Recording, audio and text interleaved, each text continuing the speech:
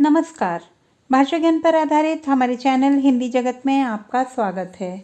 हमारा आज का वीडियो कक्षा 12वीं की पाठ्य पुस्तक आरोह भाग 2 के पद्य खंड के अंतर्गत गोस्वामी तुलसीदास जी द्वारा रचित कवितावली उत्तरकांड पर आधारित है। इस वीडियो में हम पाठ का प्रतिपाद्य, पाठ का सार, पाठ्य पुस्तक के प्रश्नों के हल तथा अन्य महत्वपूर्ण प्रश्नों के हल जानेंगे। तो आइए प्रारंभ करते हैं कवितावली उत्तरकांड का प्रतिपाद्य से।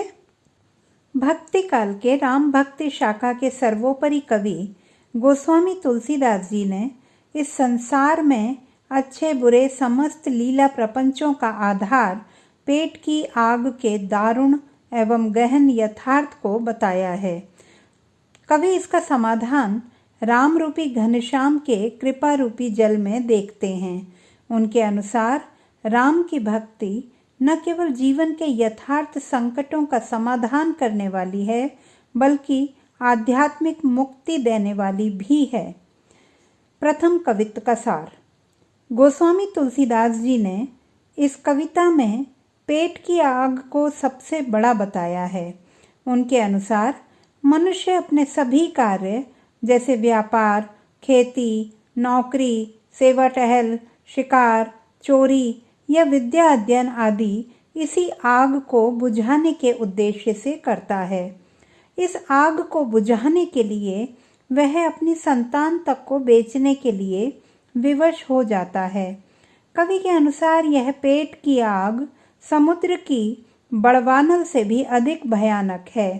केवल राम रूपी घनश्याम की कृपा रूपी जल ही इस आग को शांत कर सकता है। द्वितीय कवित्व का सार। इस कवित्व में तुलसीदास जी तत्कालीन समाज में फैली अकाल की भयानक स्थिति, लाचारी, बेरोजगारी और भुखमरी का चित्रण करते हैं। वे कहते हैं कि किसानों की खेती नष्ट हो गई है, न भिखारी को भीख मिलती है, न ही कर्मचारी को नौकरी, व्यापार ठप है, लोग दुख के कारण त्राही त्राही कर रहे हैं। तुलसीदास जी को इस संकट की घड़ी में राम की कृपा का ही भरोसा है। वह कहते हैं कि दरिद्रता रूपी रावण ने इस समय सबको बुरी तरह अपने चंगुल में दबा रखा है। सवैये का सार। कवि ने भक्ति की गहनता में उपजे भक्त हृदय के आत्मविश्वास का सजीव चित्रण किया है।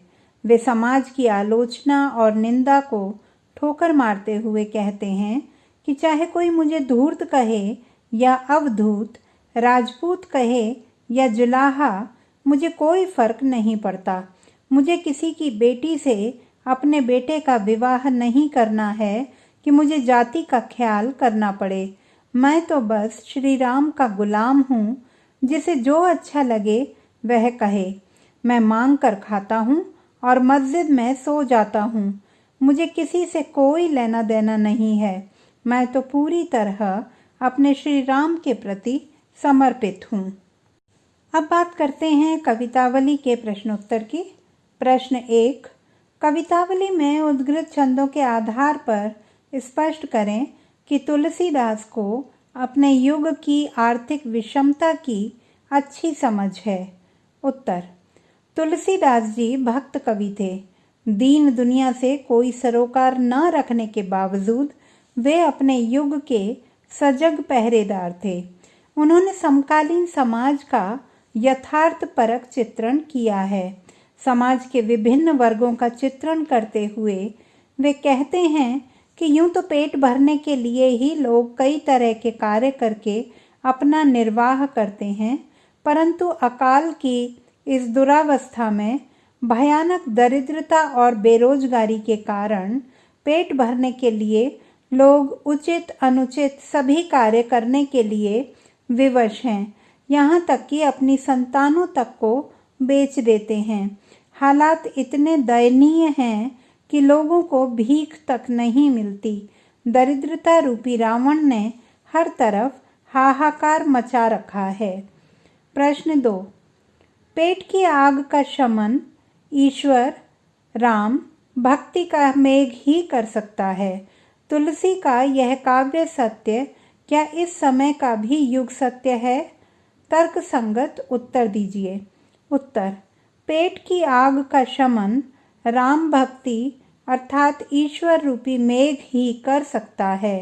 तुलसी का यह काव्य सत्य आज के युग का भी पूर्ण सत्य कहा जा सकता है।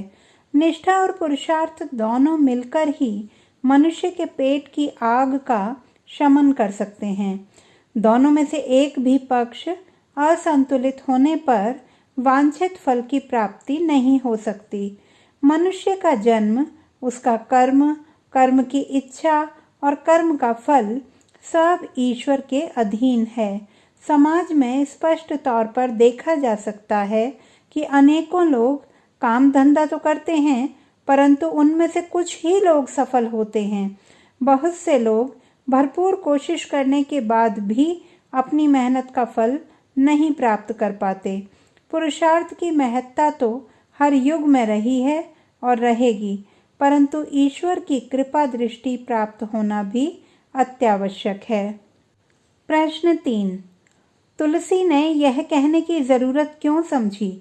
धूत कहो, अवधूत कहो, रजपूत कहो, जुल्हा कहो कोऊ, काहू की बेटी सो बेटा न ब्याहब, काहू की जाति बिगाड़ न सो। इस सवैया में काहू के बेटा सो बेटी न ब्याहब कहते तो सामाजिक अर्थ में क्या परिवर्तन आ जाता? उत्तर, यदि काहू की बेटी सो बेटा न ब्याहब की बजाय काहू के बेटा सो बेटी न ब्याहब का प्रयोग होता तो सामाजिक अर्थ में बड़ा भारी परिवर्तन आ जाता। समाज की प्रथाओं के अनुसार हमारे पुरुष प्रधान समाज में लड़की की जाति विवाह के बाद बदल जाती है। बेटी को अपने पिता की जाति छोड़कर पति की जाति अपनानी पड़ती है। अतः यदि तुलसीदास जी के सामने अपनी बेटी को ब्याहने का प्रश्न होता तो जाति बिगड़ने का डर तुलसीदास जी को ही अधिक होता, अन्य किसी को नहीं।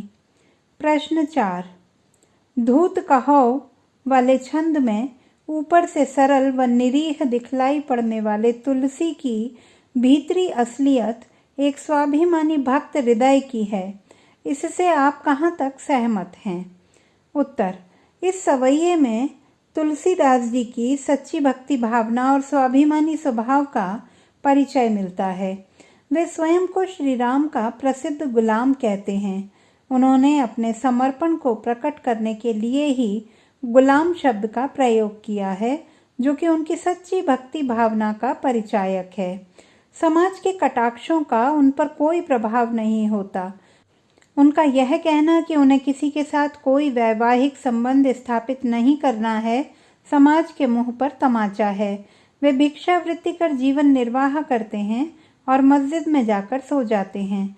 वे किसी से भी किसी भी प्रकार का लेन देन का व्यवहार नहीं रखते।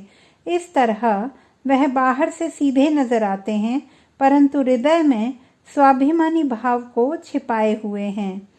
प्रश्न 5, पेट ही को पचत बेचत बेटा बेट की तुलसी के युग का ही नहीं, आज के युग का भी सत्य है। भुखमरी में किसानों की आत्महत्या और संतानों, खासकर बेटियों को भी बेच डालने की हृदय विदारक घटनाएं हमारे देश में घटती रही हैं। वर्तमान परिस्थितियों और तुलसी के युग की तुलना करें। उत्तर, गरीबी एक शाश्वत समस्या है। हर युग में गरीब निरंतर विद्यमान है। आज के युग में भी ऐसी अनेक घटनाएं सामने आती हैं जब भुखमरी में किसान या तो आत्महत्या कर लेते हैं अथवा अपनी बेटियों को ही बेच डालते हैं। अत्यधिक गरीब और पिछड़े क्षेत्रों में जहां उन्हें कई प्रकार के अनपेक्षित संकटों का सामना करना पड़ता है, आज भी स्थिति यथावत है। गरीबी के कारण चाहे जो भी रहे हों, परंतु परिणाम एक से ही होते हैं। तुलसी और आज के समय में अंतर सिर्फ इतना ही है कि पहले आम व्यक्ति मुख्यतः कृषि पर निर्भर था, परंतु आज आजीविका के अनेक रास्ते खुल गए हैं। आज गरीब व्यक्ति उद्योग धंधों में मजदूरी करके जीविका चला सकता है, परंतु कटु सत्य यही है कि गरीबों की दशा में तुलसी युग और वर्तमान युग में बहुत अधिक अंतर नहीं आया है। प्रश्न 6, तुलसी के युग की बेकारी के क्या कारण हो सकते हैं? आज की बेकारी की समस्या के कारणों के साथ उसकी तुलना करें। उत्तर, तुलसी के युग में बेकारी के संभवतः निम्नलिखित कारण थे। खेती के लिए पानी उपलब्ध न होना, बार बार अकाल पड़ना, अराजकता होना, व्यापार वाणिज्य में गिरावट आना, आधुनिक संसाधनों का अभाव आदि। आज बेकारी के कारण अपेक्षाकृत भिन्न हैं। भ्रष्टाचार, कृषि कार्य के प्रति अरुचि, जनसंख्या विस्फोट, अशिक्षा तथा अकुशलता, शारीरिक श्रम के प्रति रुचि न होना आदि। अब बात करते हैं कुछ अन्य महत्वपूर्ण प्रश्नों की। प्रश्न 1, तुलसी ने अपने युग की जिस दुर्दशा का चित्रण किया है उसका वर्णन अपने शब्दों में कीजिए, अथवा तुलसी युग की आर्थिक स्थिति का अपने शब्दों में वर्णन कीजिए, अथवा तुलसी के समय में आर्थिक विषमता का बोलबाला था। कवितावली उत्तरकांड से के आधार पर स्पष्ट कीजिए। उत्तर, तुलसीदास जी के समय में सदी का भयानक दुर्भिक्ष पड़ा था। अकाल की स्थिति का चित्रण करते हुए उन्होंने कहा है कि इस काल में समाज की आर्थिक दशा अत्यधिक दयनीय थी। किसानों की खेती चौपट हो गई थी, भिखारी को भीख नहीं मिलती थी, दान कार्य भी बंद हो गए थे, व्यापारी का व्यापार ठप था, कर्मचारियों को नौकरी नहीं मिलती थी, चारों तरफ बेरोजगारी थी, लोगों के पास आजीविका का कोई साधन नहीं था। ऐसे में वे सिर्फ यही सोचते थे कि कहाँ जाएं, क्या करें। धन प्राप्ति के लिए वे अपनी संतानों तक को बेच देने के लिए विवश हो गए थे। प्रश्न 2, तुलसीदास ने पेट की आग को समुद्र की आग से भी भयंकर क्यों कहा है? उत्तर, तुलसीदास जी ने पेट की आग को समुद्र की आग से भी अधिक भयानक बताया है। उनके अनुसार संसार के सभी प्राणी पेट की आग शांत करने के लिए ही विभिन्न कार्य करते हैं। यह पेट की आग इतनी भीषण होती है कि इसे शांत करने के लिए मनुष्य हर तरह का पाप कर्म करने के लिए भी उद्यत हो जाता है। पेट की आग के कारण मनुष्य का विवेक नष्ट हो जाता है। भूख के मारे वह धर्म, अधर्म, ऊंच नीच आदि को भुलाकर पशु बन जाता है और बेटा बेटी के संबंध तक का त्याग कर बैठता है। प्रश्न 3, तुलसीदास जी ने पेट की आग को शांत करने का क्या उपाय बताया है? उत्तर, तुलसीदास जी ने पेट की आग को शांत करने के लिए प्रभु श्री राम की शरण में जाने का उपाय बताया है। उनके अनुसार राम रूपी घनश्याम की कृपा रूपी जल से ही पेट की भूख रूपी आग को शांत किया जा सकता है। तो बच्चों, आशा करती हूँ कि यह वीडियो पाठ को विस्तार से समझने में सहायक सिद्ध होगा। पाठ के सूक्ष्म अध्ययन हेतु बहुवैकल्पिक प्रश्नों पर आधारित तथा विस्तृत व्याख्या पर आधारित हमारे वीडियो देखना ना भूलें। यह न केवल ऑनलाइन परीक्षा हेतु उपयोगी होंगे बल्कि पाठ के गहन अध्ययन में भी सहायक सिद्ध होंगे। भाषा संबंधी किसी भी समस्या के समाधान हेतु बने रहिए सुनीता भटनागर हिंदी जगत के साथ। आपका दिन शुभ हो।